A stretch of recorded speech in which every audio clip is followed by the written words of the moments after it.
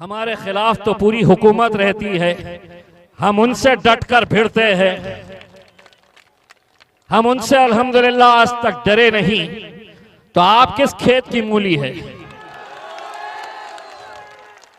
जब तक अच्छे रहे तो अच्छे, वरना मौसम बिगड़ गया तो फिर हमें कहना नहीं भैया। फिर उनको ये बोल देना कि शाहरुख खान का एक डायलॉग है, हम जरा से शरीफ क्या हुए तो सारी दुनिया बदमाश हो गई। तमाम के तमाम पूरे के पूरे एक साथ मिलकर आज मजलिस के पीछे पड़े हुए हैं। मजलिस ने नहीं जीतना चाहिए, इम्तियाज जलील ने औरंगाबाद से नहीं जीतना चाहिए। शिवसेना, भारतीय जनता पार्टी, राष्ट्रवादी कांग्रेस, महाराष्ट्र में हुकूमत इनकी, तीनों के तीनों पार्टियां एक साथ मिलकर आए, करोड़ों रुपया पानी की तरह बहाया सिर्फ इस इरादे से कि इम्तियाज जलील अगर हार गया तो महाराष्ट्र के अंदर मजलिस को बहुत बड़ा झटका लगेगा। उन्हें क्या पता था कि हारने के बाद भी अल्हम्दुलिल्लाह कभी महाराष्ट्र आओ हार किया। महाराष्ट्र आओ तो तुम्हें समझेगा आएगा कि हम हारने के बाद भी अल्हम्दुलिल्लाह हमारा जलवा कैसा है। ये अल्लाह का लाख लाख शुक्र है कि जिस पार्टी के बारे में कहा जाता था कि बैरिस्टर असदुद्दीन अवैसी हैदराबाद का एकलौता एक एमपी मेंबर ऑफ पार्लियामेंट, और ये जिंदगी भर एक ही रहेगा, एक से दो नहीं होगे। लेकिन आप लोगों की दुआओं का नतीजा है कि 2019 से 2024 की लोकसभा के अंदर बैरिस्टर असदुद्दीन अवैसी साहब अकेले नहीं थे, उनका भाई इम्तियाज जलील भी उनके साथ जाकर बैठा था उसमें। मैं जब गया था बड़ी तकलीफ हो रही थी भाजपाइयों को। तकलीफ इस बात की हो रही थी कि बोल रहे थे कि ये 6.5 फीट का शेरवानी दाढ़ी टोपी वाला शख्स अकेले हमको उधेड़ देता है, और अब ये दूसरा आया है तो ये भी कुछ कम नहीं बोलता है। आप सभी लोगों का तहे दिल से शुक्रिया अदा करता हूं कि अल्हम्दुलिल्लाह इतनी बड़ी तादाद के अंदर आप लोग यहां पर आए। अभी जब मैं नमाज पढ़ने के लिए जा रहा था तो मौलाना साहब ने एक बात कही जो बात तमाम नौजवानों के लिए बहुत मायने रखती है और बहुत गौर से आपको ये बात समझना है।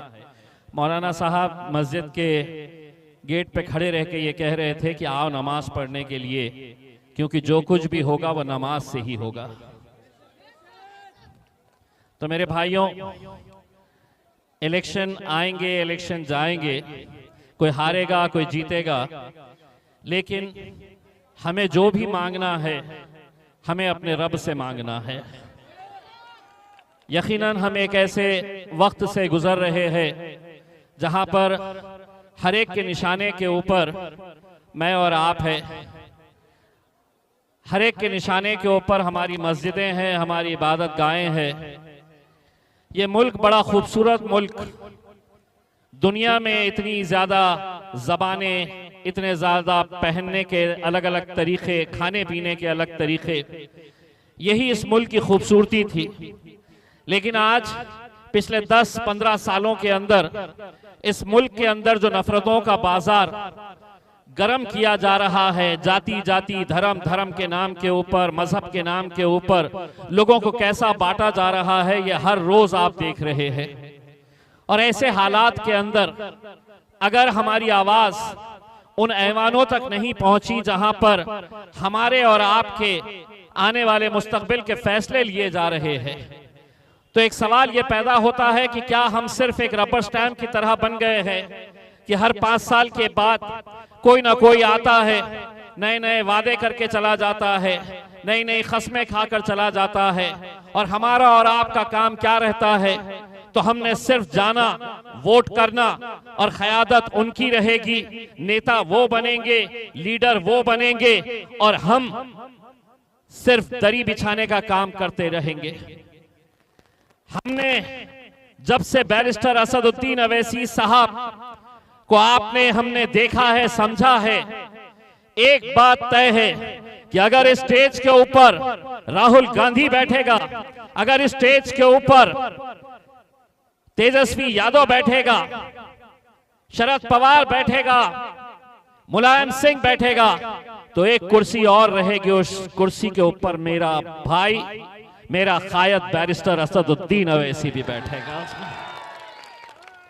लेकिन ये तमाम सियासी पार्टियों ने तय किया है, कभी हमको डराया जा रहा है कि अगर हमें वोट नहीं देंगे तो भाजपा चुनकर आ जाएगी, कभी डराया जा रहा है कि शिवसेना जीतकर आ जाएगी। यही डर दिखाते दिखाते पिछले 75 सालों से हमारी क़यादत खत्म हो चुकी है, इस मुल्क से पूरी तरह से खत्म हो चुकी है। हमारी आबादी बढ़ रही है, हर कौम की, हर मजहब की, हर धर्म की आबादी बढ़ रही है, तो उनकी नुमाइंदगी भी बढ़ रही है, चाहे वो असेंबली हो या लोकसभा हो। आपको हैरानी होगी ये सुनकर, शर्म आती है मुझे ये कहते हुए, कितने ऐसे राज्य हैं जहां से एक भी मुस्लिम मेंबर ऑफ पार्लियामेंट चुनकर नहीं आता है। एक भी इसलिए नहीं आता है कि कोई पार्टी टिकट ही नहीं देती है। महाराष्ट्र एक भी नहीं, मध्य प्रदेश एक भी नहीं, गुजरात एक भी नहीं, राजस्थान एक भी नहीं। सवाल यह पैदा होता है मेरे भाई, क्या इतनी बड़ी हमारी आबादी, इतनी बड़ी हमारी कौम, और हम सिर्फ आज एक रबर स्टैंप बनकर रह गए हैं। लेकिन एक बात अब अच्छी तरह से सुन ले, इतने सालों तक बारात जब आती थी तो घोड़ी होती थी और उस घोड़ी के ऊपर दूल्हा कोई और बैठकर आता था और हमारा काम उस घोड़ी के सामने नाचने का हुआ करता था। अब हम इनको ये पैगाम दे रहे हैं, अब शादी होगी, घोड़ी भी आएगी और दूल्हे हम ही बनने वाले हैं। हम ही अब दूल्हे बनेंगे और इंशाल्लाह वो वक्त आया है कि अब तुम्हें नचाएंगे, इंशाल्लाह बहुत अच्छे तरीके से नचाएंगे। वैसे भी आपके नेता का डांस देखा हूं मैंने, अभी बहुत अच्छा डांस कर रहा था, नाच। इलेक्शन के बाद तुझे समझ में आएगा, वो तमाम सियासी पार्टियों को समझ में आएगा जो इकट्ठा हो गए हैं, जो इकट्ठा होकर ये मंसूबा बना रहे हैं कि हम में से कोई भी जीते, कोई भी हारे चलेगा, लेकिन मजलिस ने जीतना नहीं चाहिए, ओवैसी ने बिहार के अंदर जीतना नहीं चाहिए। ये तमाम सियासी पार्टियों की साजिशें हैं और ये मैं इसलिए कह रहा हूं, पूरी जिम्मेदारी के साथ इसलिए कह रहा हूं कि इनकी साजिश का शिकार मैं भी हुआ हूं। ये अल्लाह का लाख लाख शुक्र है कि जिस पार्टी के बारे में कहा जाता था कि बैरिस्टर असदुद्दीन अवैसी हैदराबाद का एकलौता एक एमपी मेंबर ऑफ पार्लियामेंट, और ये जिंदगी भर एक ही रहेगा, एक से दो नहीं होगे। लेकिन आप लोगों की दुआओं का नतीजा है कि 2019 से 2024 की लोकसभा के अंदर बैरिस्टर असदुद्दीन अवैसी साहब अकेले नहीं थे, उनका भाई इम्तियाज जलील भी उनके साथ जाकर बैठा था उसमें। मैं जब गया था बड़ी तकलीफ हो रही थी भाजपाइयों को। तकलीफ इस बात की हो रही थी कि बोल रहे थे कि ये 6.5 फीट का शेरवानी दाढ़ी टोपी वाला शख्स अकेले हमको उधेड़ देता है, और अब ये दूसरा आया है तो ये भी कुछ कम नहीं बोलता है। डट के बोलते हैं, इसलिए बोलते हैं कि ये मुल्क जितना हर जाति धर्म और मजहब के लोगों का है, उतना ही इस मुल्क के ऊपर इख्तियार मुसलमानों का है। इसीलिए मैं शराफत से नहीं, जो भाषा उनको समझ में आती है वो भाषा में जब बोलता हूं तो बड़े तिलमिला जाते हैं। आओ मीडिया वाले भी बहुत सारे आए हुए हैं, करो रिकॉर्ड। इंतजार में रहते हैं हम कौन सा भड़काऊ भाषण करने वाले हैं। तो आप सुनो ये पैगाम, इस मुल्क के अंदर जिसकी हुकूमत है, नरेंद्र मोदी साहब, कोचा धामन की आवाम की तरफ से, मेरी इन माओं बहनों और बुजुर्गों की तरफ से आपको मोदी जी एक पैगाम दे रहा हूं। सारे आए हुए हैं, करो रिकॉर्ड। इंतजार में रहते हैं हम कौन सा भड़काऊ भाषण करने वाले हैं, तो आप सुनो ये पैगाम। इस मुल्क के अंदर जिसकी हुकूमत है, नरेंद्र मोदी साहब, कोचा धामन की आवाम की तरफ से, मेरी इन माओं बहनों और बुजुर्गों की तरफ से आपको मोदी जी एक पैगाम दे रहा हूं। जरा अच्छी तरह से कान खोल के सुन ले। ये मुल्क तुम्हारे,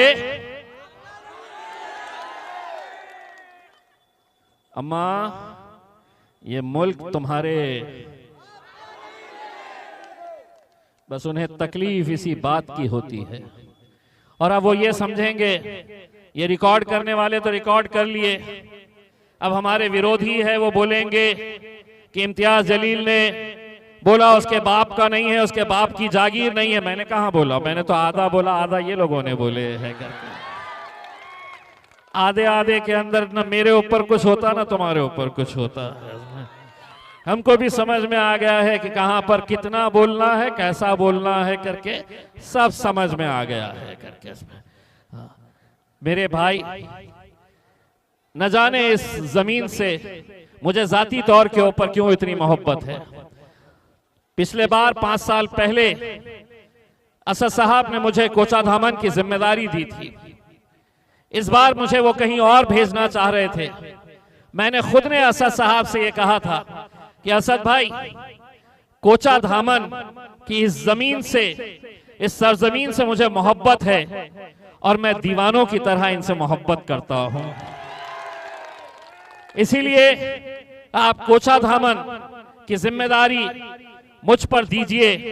हमारे सीनियर कायद सलीम बेग साहब, मंजूर खान साहब और बहुत बड़े टीम अलग अलग जगहों के ऊपर काम कर रही है। मेरे भाइयों, ऐसे नौजवानों को मैंने देखा है जो कैसे बिहार पहुंच रहे हैं, मेहनत करके, दिन भर मेहनत करके रोजी रोटी कमाने वाले मैंने नौजवान लड़कों को महाराष्ट्र से, तेलंगाना से यहां पर आते हुए देखा है। क्यों आ रहे हैं वो? कोई लखपति करोड़पति नहीं है कि प्लेन में बैठ के आ गए यहां पर प्रचार कर रहे। उनकी एक तड़प है, उनकी एक जुस्तजू है, उनकी एक दीवानगी है कि हमारी भी क़यादत खड़ी होनी चाहिए। तमाम के तमाम, पूरे के पूरे एक साथ मिलकर आज मजलिस के पीछे पड़े हुए हैं। मजलिस ने नहीं जीतना चाहिए, इम्तियाज जलील ने औरंगाबाद से नहीं जीतना चाहिए। शिवसेना, भारतीय जनता पार्टी, राष्ट्रवादी कांग्रेस, महाराष्ट्र में हुकूमत इनकी, तीनों के तीनों पार्टियां एक साथ मिलकर आए, करोड़ों रुपया पानी की तरह बहाया, सिर्फ इस इरादे से कि इम्तियाज जलील अगर हार गया तो महाराष्ट्र के अंदर मजलिस को बहुत बड़ा झटका लगेगा। उन्हें क्या पता था कि हारने के बाद भी अल्हम्दुलिल्लाह कभी महाराष्ट्र आओ, हार किया, महाराष्ट्र आओ तो तुम्हें समझेगा आएगा कि हम हारने के बाद भी अल्हम्दुलिल्लाह हमारा जलवा कैसा है। ये इसलिए है कि आप लोगों की दुआएं, आप लोगों का साथ है मेरे भाइयों, बुजुर्गों की दुआएं हैं। आपको याद होगा कि जब इस मुल्क के अंदर कैसे बुलडोजर चलाए जा रहे हैं, गरीबों के, मुसलमानों के घरों को गिराया जा रहा है, कोई नहीं खड़े रहकर उस बुलडोजर के सामने खड़े रहने की हिम्मत कर रहा है। कोई ऐवान के अंदर, न असेंबली में, न पार्लियामेंट के अंदर तुम्हारे लिए कोई बोलने के लिए तैयार है। वक्फ की पूरी जमीनें हुकूमत अपने पास हथियाना चाहती है। जो गरीब मुसलमानों की जमीनें हैं, हमारी इबादत गाहें, हमारी मस्जिदों की, हमारी दरगाहों की, हमारी खानकाहों की, ये जमीनें हुकूमत हथियाना चाहती है।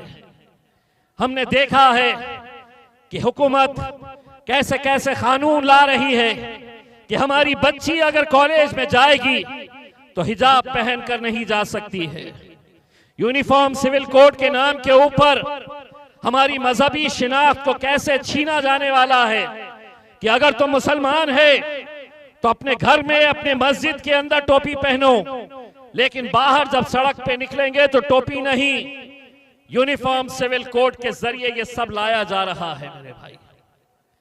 और ऐसे हालात के अंदर कोई खड़े रहता है और हद ये हो जाती है कि इम्तियाज जलील को अगर गाली दे रहा है तो मैं बर्दाश्त कर सकता हूं, लेकिन अगर मेरे हुजूर के खिलाफ, नबी करीम सल्लल्लाहु अलैहि वसल्लम के खिलाफ कोई गुस्ताखी करता है, कोई बोलने के लिए तैयार नहीं, कोई बोलने के लिए तैयार नहीं। तब हमने यह अहद किया कि हमारा वजूद, हमारी पहचान, हमारी शिनाख्त, हमारा सब कुछ जिसके ऊपर कुर्बान है, उनके खिलाफ अगर गुस्ताखी होगी तो गुस्ताखी करने वालों को हम क्या है ये दिखाना भी जरूरी था।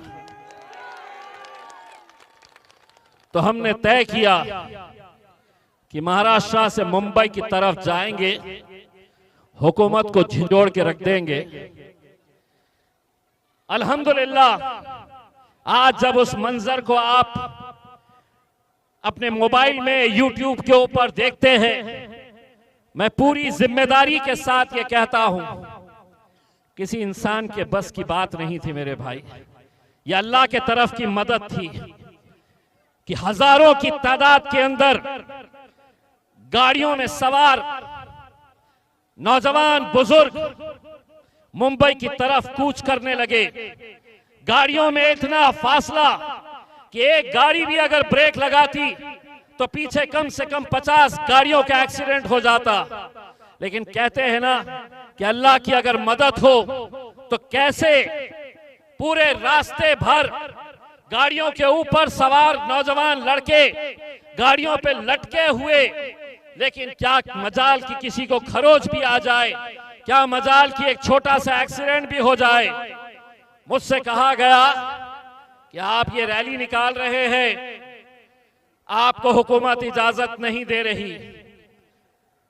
सुबह निकलना हमें और रात में 1 बजे पुलिस की बड़ी टीम मेरे घर पे आती है और ये कहती है कि हुकूमत ने, सरकार ने ये फैसला लिया है कि आपको घर के बाहर नहीं, ये रैली कैंसिल करनी पड़ेगी। हम किसी हालत के अंदर आपको रैली निकालने नहीं देंगे। मामला किसका था, बात किसकी थी? मेरे आका मोहम्मद मुस्तफा सल्लल्लाहु अलैहि वसल्लम की थी। जानते हैं मैंने उनसे क्या कहा? मैंने उनसे ये कहा कि हुकूमत तुम्हारी है, ताकत तुम्हारी है, पुलिस तुम्हारी है, हुकूमत तुम्हारी है, पर खुदा तो मेरा है ना।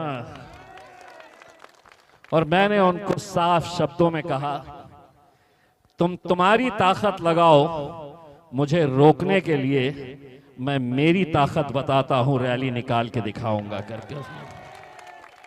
अल्हम्दुलिल्लाह मेरे भाई, आज इस मुल्क के अंदर मुसलमान लीडर तो आपको मिल जाएंगे जो अपने जाती मफाद के लिए क्या कुछ नहीं कर रहे हैं। जो उम्मीदवार हमारे सरवर आलम साहब के विरोध में खड़े हुए हैं, मुझे पता चला है कि दलाली का काम, गुंडागर्दी का काम उनके जितने लोग हैं, मैं मास्टर साहब को कहना चाहता हूं, आपके साथ तो चंद गुंडे घूमते होंगे, हमारे खिलाफ तो पूरी हुकूमत रहती है। हम उनसे डटकर भिड़ते हैं, हम उनसे अल्हम्दुलिल्लाह आज तक डरे नहीं। तो आप किस खेत की मूली है? जब तक अच्छे रहे तो अच्छे, वरना मौसम बिगड़ गया तो फिर हमें कहना नहीं भैया।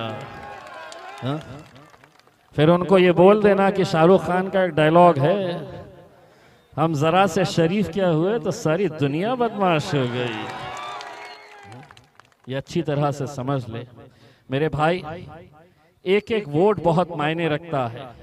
एक एक वोट की कीमत क्या होती है आपको समझना होगा।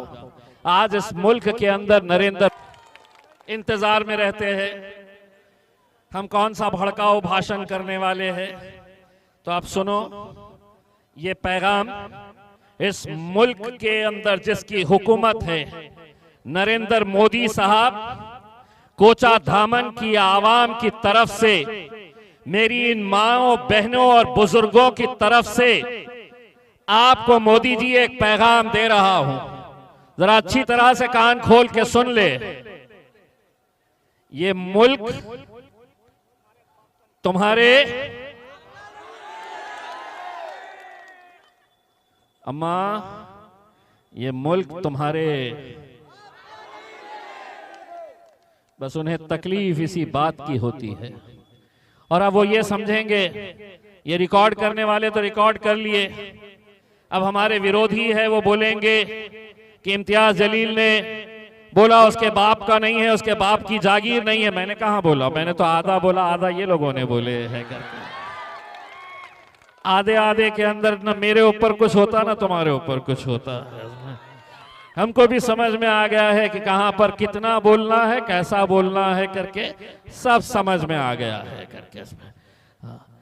मेरे भाई, न जाने इस जमीन से मुझे जाती तौर के ऊपर क्यों इतनी मोहब्बत है। पिछले बार 5 साल पहले असद साहब ने मुझे कोचा धामन की जिम्मेदारी दी थी। इस बार मुझे वो कहीं और भेजना चाह रहे थे। मैंने खुद ने असद साहब से ये कहा था कि असद भाई, कोचा धामन की इस जमीन से, इस सरजमीन से मुझे मोहब्बत है और मैं दीवानों की तरह इनसे मोहब्बत करता हूं। इसीलिए आप कोचा धामन की जिम्मेदारी मुझ पर दीजिए। हमारे सीनियर कायद सलीम बेग साहब, मंजूर खान साहब और बहुत बड़े टीम अलग अलग जगहों के ऊपर काम कर रही है। मेरे भाइयों, ऐसे नौजवानों को मैंने देखा है जो कैसे बिहार पहुंच रहे हैं, मेहनत करके, दिन भर मेहनत करके रोजी रोटी कमाने वाले मैंने नौजवान लड़कों को महाराष्ट्र से, तेलंगाना से यहां पर आते हुए देखा है। क्यों आ रहे हैं वो? कोई लखपति करोड़पति नहीं है कि प्लेन में बैठ के आ गए यहां पर प्रचार कर रहे। उनकी एक तड़प है, उनकी एक जुस्तजू है, उनकी एक दीवानगी है कि हमारी भी क़यादत खड़ी होनी चाहिए। तमाम के तमाम, पूरे के पूरे एक साथ मिलकर आज मजलिस के पीछे पड़े हुए हैं। मजलिस ने नहीं जीतना चाहिए, इम्तियाज जलील ने औरंगाबाद से नहीं जीतना चाहिए। शिवसेना, भारतीय जनता पार्टी, राष्ट्रवादी कांग्रेस, महाराष्ट्र में हुकूमत इनकी, तीनों के तीनों पार्टियां एक साथ मिलकर आए, करोड़ों रुपया पानी की तरह बहाया सिर्फ इस इरादे से कि इम्तियाज जलील अगर हार गया तो महाराष्ट्र के अंदर मजलिस को बहुत बड़ा झटका लगेगा। उन्हें क्या पता था कि हारने के बाद भी अल्हम्दुलिल्लाह कभी महाराष्ट्र आओ, हार किया महाराष्ट्र आओ तो तुम्हें समझेगा आएगा कि हम हारने के बाद भी अल्हम्दुलिल्लाह हमारा जलवा कैसा है।